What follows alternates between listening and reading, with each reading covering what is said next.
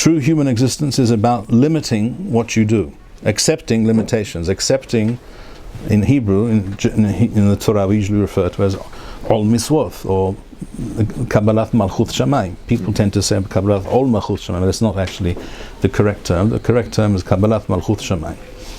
Even Ben Noach is Mekabel Malchut Shamayim. If he accepts the Torah is from Hashem, and the Torah, according to this Torah, he as a Gentile is required to do certain things and must not do other things, he's already living on a different level.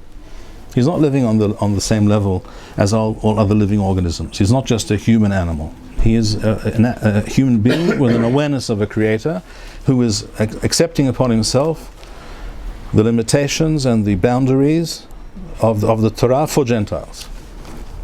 And then you have the level of the Jewish people, which is, again, a different dimension, where all of our biological existence is subordinated to our desire and our willingness and our ability to overcome our instincts and tell ourselves, for example, on Yom Kippur, I would like to eat because I'm hungry. Your body is telling you you're hungry. What do you do normally if you're hungry and thirsty? You know what to do, but today you're not going to do it. It's not in your biological interest. It doesn't make sense in terms of Darwinian evolution, but it makes all the sense in the world in terms of Torah, in terms of living on a level which is beyond the dictates of biology. If you wish to be a person who is not driven and controlled and completely at the mercy of his biological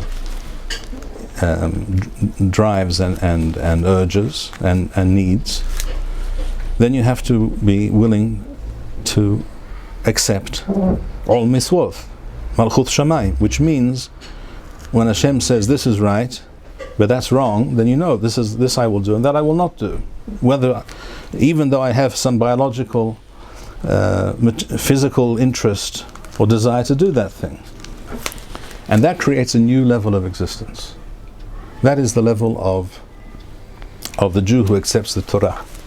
And that is what we find here in Masechet Avot number 3. Amar Rabbi Yoshua ben Levi, B'chol yom wa yom bath kol Yosef mihar Horev. Rabbeinu Saadia Gaon explains that a bath kol is like an echo. In other words,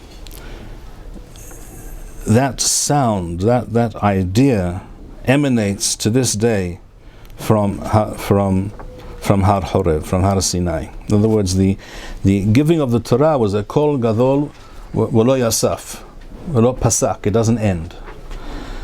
Then the Torah says, machrezet, and says, Oy lahem labrioth mi'albona shel Torah. The Torah was given to you people, to the Jewish people. And if you disregard it, you disdain it, you don't bother to take it seriously, then that is a very, very serious thing. You are insulting the Torah and he who gave the Torah. Shekol mi she'eno osek b'Torah, he who does not regularly, constantly study and imbibe Torah, nikra nazuf. The word nazuf basically means something to be disdained, something to be shunned.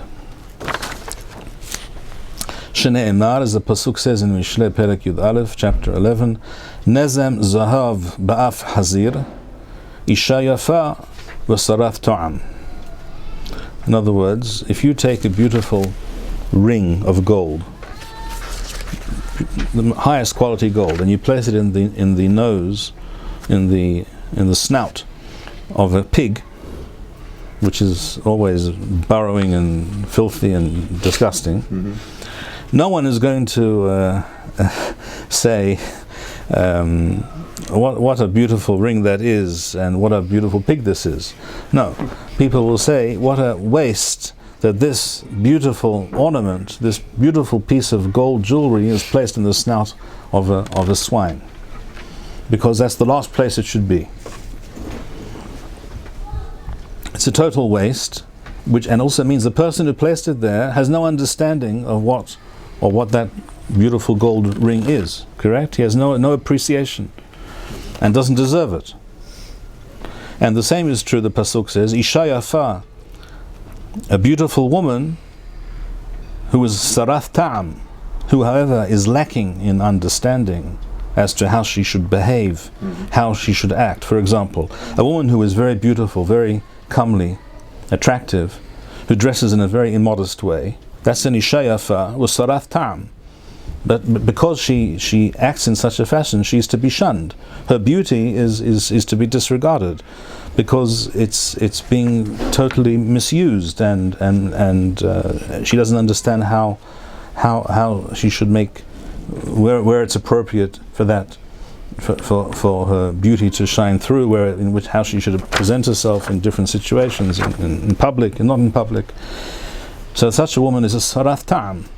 She lacks understanding completely, no appreciation at all of how she should behave. So that beauty, as it were, was squandered on her. It's a waste. It's even detrimental. It will lead people astray.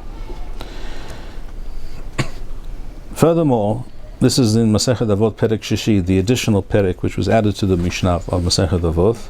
So this is a kind of beraitha.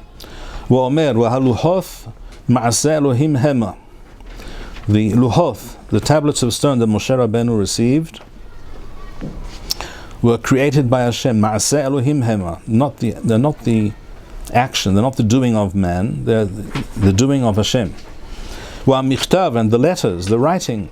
Michtav Elohim hu. It is the writing created by Hashem on those stones. Haruth, engraved, ala luhoth, on the stones, on the tablets. Al tikra haruth ela heruth.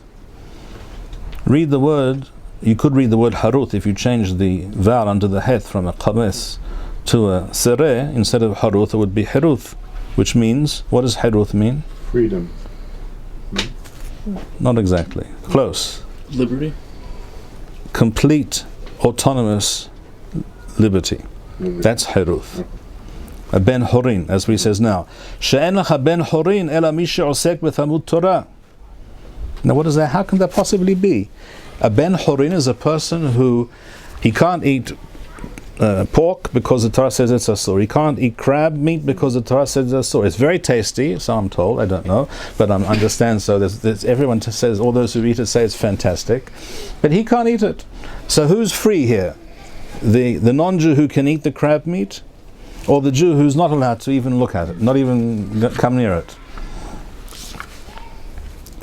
Anyone would say the Jew is restricted. He's not a free man. But the truth is quite the opposite. Kol mi she'osek b'Torah tadir, he who is constantly involved in Torah, hareze mit'aleh, he ascends to a higher level. As the pasuk says, u'imatana, which is a reference, which is understood here in the drasha to be a reference to the Torah, matan Torah, mimatana, nahaliel, you receive this nahala from Hashem, nahaliel, or binahaliel, bamoth. Bamoth is a high place, a high place. In other words, what is this beraitha state? This beraitha states,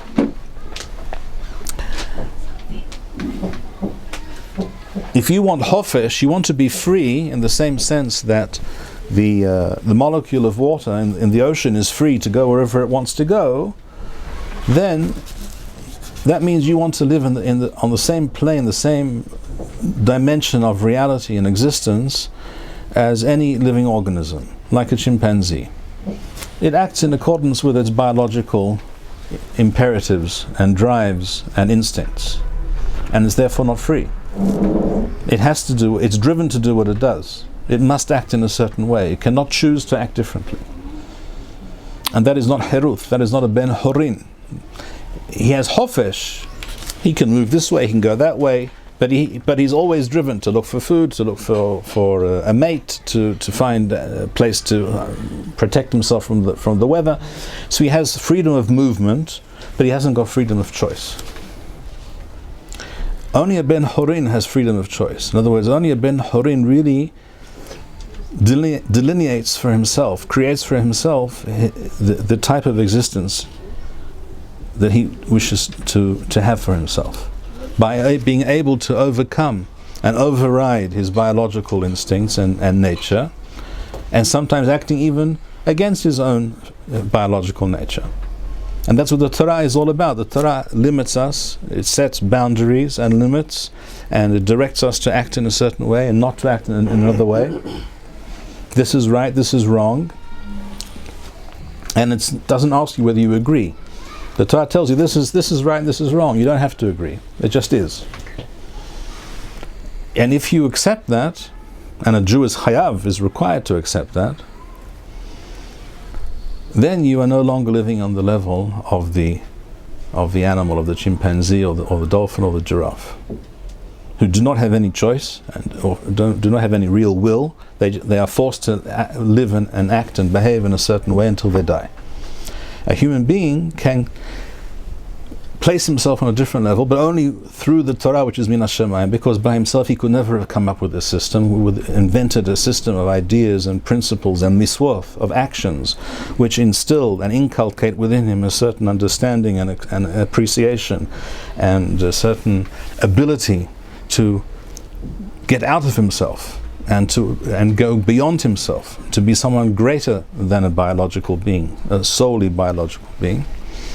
And that is the life of a Jew, of a Torah Jew. And that is a Ben Horin. So that is Heruth. Heruth is complete, independent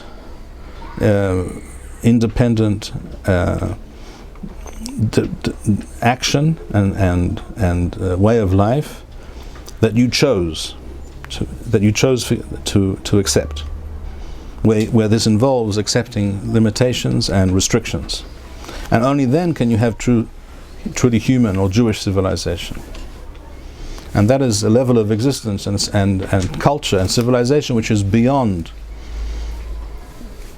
all other forms of life on this planet, whether they be lower life forms in the animal kingdom or even human life forms, because they are still living according to the natural biological impulses and nothing beyond that.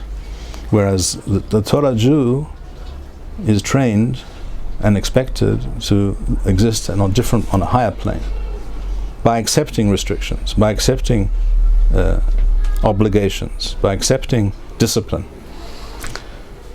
These are some of the ideas and the thoughts that we should contemplate in these days leading up to Shavuot, B'ezrat Hashem. Yehi ratzon שנדע לשמוע בכל יום ויום את הבת קול, that we should hear every day the bat kol from Har Horev שאומרת אוי להם לבריות מעל בונו של תורה. May we always be בני חורין שעוסקים בתורה תדיר. Amen. כן יהי רצון. Thank you, Rabbi Bar-Hayim. We would like to encourage our viewers to share these videos with friends and send in your responses. We would also like to suggest the following opportunity to our viewers. If you identify with Rabbi Bar-Hayim's message and would like to sponsor or dedicate a video interview with the rabbi in honor or memory of a loved one, if you would like to obtain Birkon Nusach Eretz Yisrael or invite the rabbi for a speaking engagement, please email us at office@machonshilo.org.